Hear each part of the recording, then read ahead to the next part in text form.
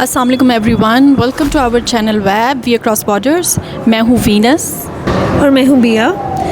آج ہم بات کریں گے کپلز مینٹل کمپیٹیبلٹی کے بارے میں، اور اس پہ بات کرنے کے لیے ہماری پوڈ کاسٹ میں ایک بار پھر ہمارے ساتھ بہت خاص مہمان موجود ہیں.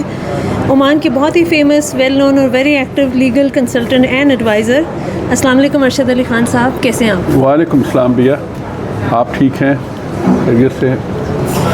جی، تو آج ہم سٹارٹ کرتے ہیں. آپ کی شادی کب، کس سال اور کیسے ہوئی؟ تھوڑی سی اپنی انٹرسٹنگ سٹوری ہمارے لسنرز کے ساتھ شیئر کریں. بہت اچھا ٹاپک آپ نے لیا ہے، لیکن سب سے پہلے آپ نے میری پرسنل زندگی کے بارے میں سوال کیا ہے. That's very good. میری شادی 1977 میں ہوئی تھی جی، اور شادی میری ملتان میں ہوئی تھی. And this was an arrange marriage. اور میں اس وقت بینک میں کام کرتا تھا، BCCI بینک میں کام کرتا تھا. بیوی کا تعلق جو ہے ایک اردو سپیکنگ گھرانے سے ہے.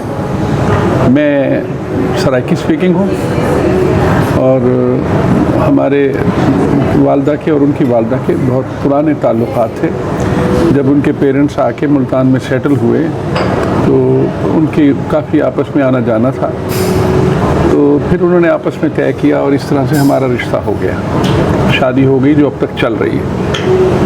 الحمدللہ. الحمدللہ جی بھائی، الحمدللہ. آج کل ڈیورس کے کیسز پہلے کے مقابلے میں زیادہ نظر آ رہے ہیں. آپ کے تجربے کے مطابق اس کی سب سے بڑی وجہ کیا ہے؟ دیکھیں بھیا، اس کی جو مجھے وجہ سمجھ آتی ہے، ایک کیونکہ ہمارے اور آپ میں جو سوال کرنے والوں میں اور آج کل کے کرنٹ معاملات میں پورا ایک جنریشن گیپ ہے. آپ ہم سے چھوٹی جنریشن کے لوگ ہیں. پہلی تو بات یہ ہے کہ جب آپ اپنی سوسائٹی کی، پاکستانی سوسائٹی کی بات کرتے ہیں تو ہماری سوسائٹی پہ بڑا امپیکٹ ہے Indian social and religious culture کا. جو کلچرل امپیکٹ ہے ڈسپائٹ بینگ مسلمس، جو ہندوستانی مسلمانوں کے اوپر ٹریڈیشنلی ہندوستانی کلچر کا بہت امپیکٹ ہے. ہمارے شادی بیاہ، ایون رسم و رواج اور ہماری سوچ پہ وہی پریڈومیننٹلی وہی سوچ کرتی ہے. اب مثال کے طور پہ کہ یہ اس قسم کے جملے جو اکثر بیٹیوں کے سامنے بولے جاتے ہیں کہ یہ تو پرایا دھن ہے، تو ہم اپنی زندگی میں ہی ان کو ڈس اون کر لیتے ہیں. تو یہ جملے جیسے پنجابی میں دھیاں دھن پرایا ہوئے بابلا کے گانے چلائے جاتے ہیں. ہمارے رائٹر اور ٹریڈیشنلی وہ اس بات پہ زور دیتے ہیں کہ ایک دفعہ لڑکی گھر کے گئی پرائی ہوئی، اور سنو ڈولی میں جاؤ اور ادھر سے جنازے میں نکلو. جو آج کل کی شادیاں ہیں، اب ظاہر ایجوکیشن اتنی زیادہ آ گئی ہے تو اب بچیاں بھی ایجوکیٹڈ ہو گئی ہیں، ایک پوری جنریشن پڑھی لکھی ہے. اب وہ ذہنی طور پہ اس چیز کو نہیں تسلیم کرتے. تو آج کل اس لیے یہ آرگومنٹ ہوا ہے کہ پہلے تو بولنے کی اجازت نہیں تھی بیٹیوں کو. جہاں ماں باپ نے رشتہ طے کر دیا، انہوں نے بس ان کو یہ کہا بھی گیا کہ خبردار اب تم نے پیچھے مڑ کے نہیں دیکھنا. تو وہ اب دور نہیں رہا. لڑکیاں پڑھی لکھی ہیں تو اس لیے پھر وہ کہتی ہیں کہ سوری، وہ خلا بھی لینا چاہتی ہے. اس کو پتہ چلتا ہے کہ خلا میرا رائٹ ہے، میرا شریعت نے خلا کا رائٹ دیا ہے، تو میں کیوں نہیں لے سکتی خلا؟ اگر ایک شخص سے میں تنگ ہوں، میری زندگی ایک عذاب میں بنی ہوئی ہے، تو مجھے خلا لے لینا چاہیے. اور اگر مرد سمجھتا ہے کہ اس خاتون نے میری زندگی عذاب بنا رکھی ہے، اسے ڈیورس کر دے.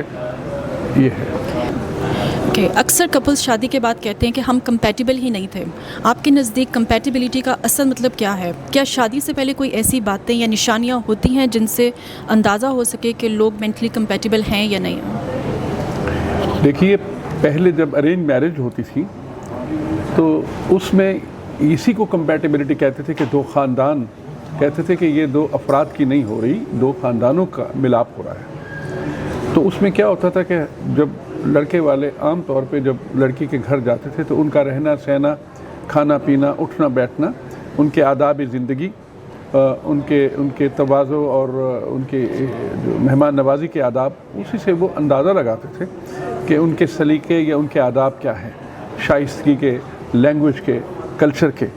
تو وہ اس میں وہ बुनियादी तौर पे इसी को कंपैटिबिलिटी का मेयार समझते थे कि हम आसानी से हमारे बच्चे जेल हो जाएंगे, एक दूसरे के साथ अडॉप्ट हो जाएंगे। तो this was standard and criteria, जो कि अब थोड़े से मुख्तलिफ हो गए। तो दिस वाज कंपैटिबिलिटी। तो आपके ख्याल से क्या बहुत स्ट्रॉन्ग पर्सनैलिटीज़ का एक साथ रहना मुश्किल होता है? ऐसे कपल्स अपना रिश्ता कैसे मजबूत रख सकते हैं? बड़ा सेंसिटिव क्वेश्चन है, क्योंकि पहली शादियां जो हमारे दौर में होती थी उसमें जिस तरह बेटियों को समझाया जाता था तो बेटों को भी ये समझाया जाता था। जो अच्छे ख़ानदान थे, तहजीब वाले लोग थे, वो ये समझाते थे कि अब जब किसी की बेटी को, किसी की बहन को ब्याह के लाएं तो उसको एक ड्यू डिग्निटी ऑफ रिस्पेक्ट चाहिए और उसको एहतराम वो मिलना चाहिए। अगर कोई ज़हीन है, कोई एक भी पार्टी, मर्द या औरत ज़हीन है, तो वो मैनेज कर सकते हैं। लेकिन आजकल टॉलरेंस कम है, आजकल इनटॉलरेंस का दौर है। वो चाहते हैं कि बस रेवोल्यूशनरी तौर पे वो मेरे कहने के मुताबिक वो चले। लड़का चाहता है मेरे कहने, लड़की चाहती है कि नहीं मैं किसी से कम हूँ। बहुत सी बातें, इकोनॉमिक फैक्टर भी बड़ा इंपॉर्टेंट है, क्योंकि ये दौर जो है इसमें फाइनेंशियल स्टेटस को बहुत ज़्यादा देता था। पहले था थोड़ा सा मॉरल स्टेटस देखा जाता था, पैसा ही सब कुछ नहीं है, इखलाक भी सब कुछ है, रिश्तों की अहमियत थी। आजकल लेट मैरिजेस भी बहुत कॉमन हो गई हैं, क्या इसके पॉजिटिव और नेगेटिव इफ़ेक्ट्स रिलेशनशिप्स पर पड़ते हैं? बिल्कुल, सोसाइटी में जो लेट मैरिजेस हैं उसके बिल्कुल इम्पैक्ट होते हैं और रेयरली पॉजिटिव होते हैं, बट मोस्टली नेगेटिव होते हैं। कुछ लड़कों की हमारे यहाँ भी ज़्यादती होती रही, एक्सप्लॉयटेशन होती रही कि वो बहनों की पहले शादी करो।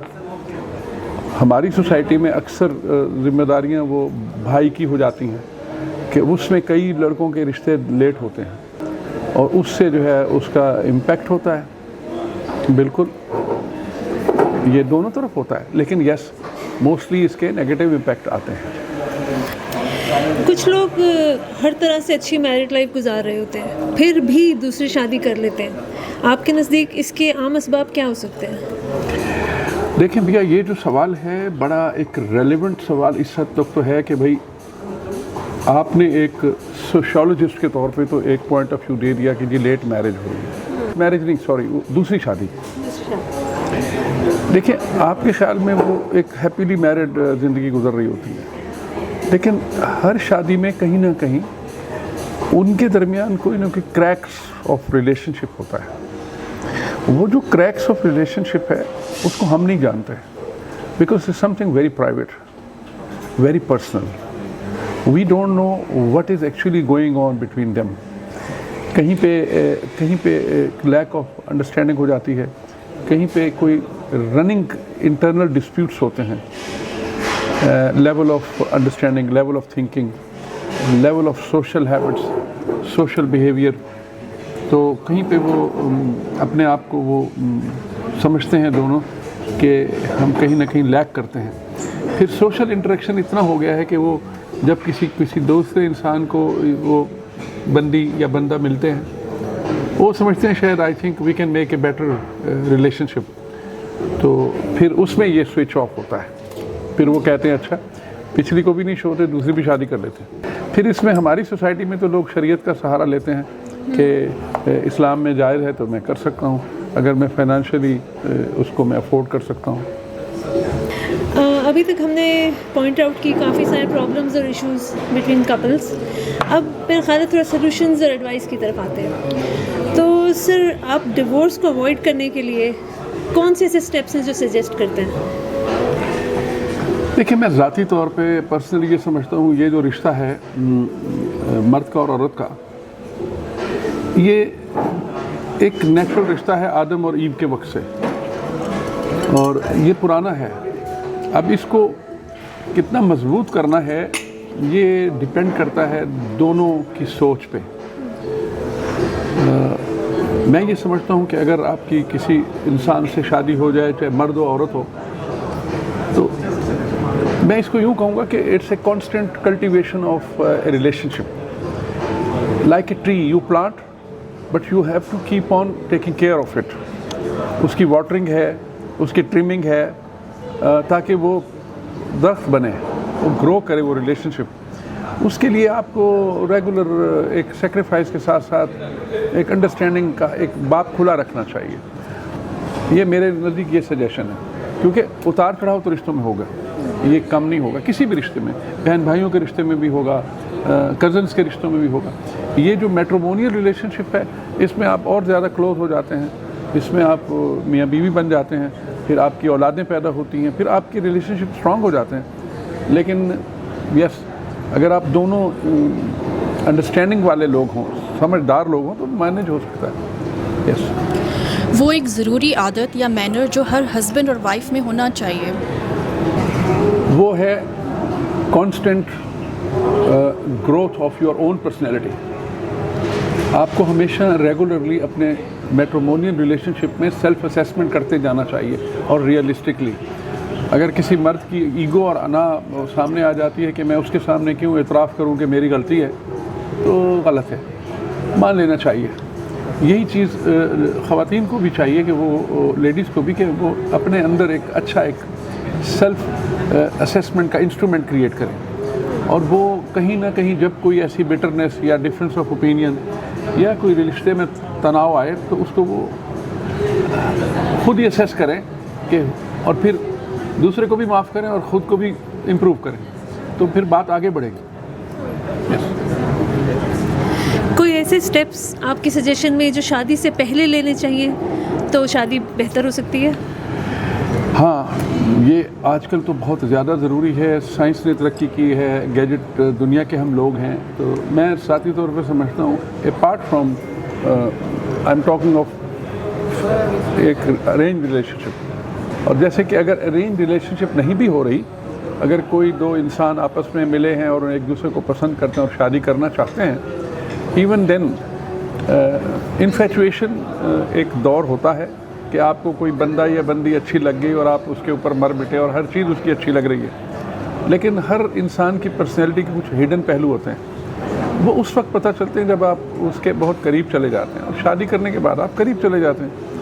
تو میری اپنی رائے میں یہ ہے کہ آپ یہ فیصلہ کرنے سے پہلے چند چیزوں کو ضرور چیک کریں.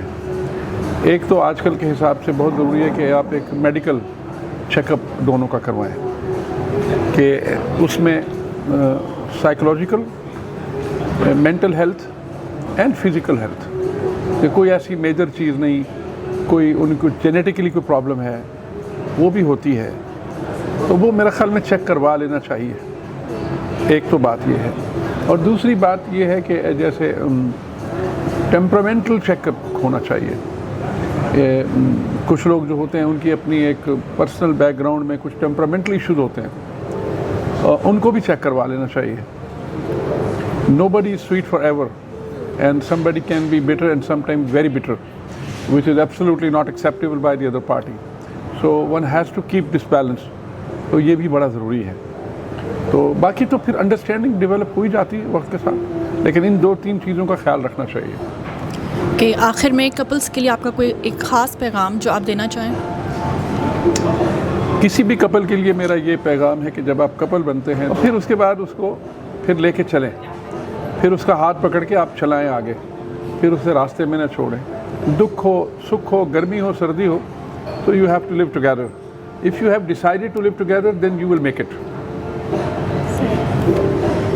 Thank you very much, sir.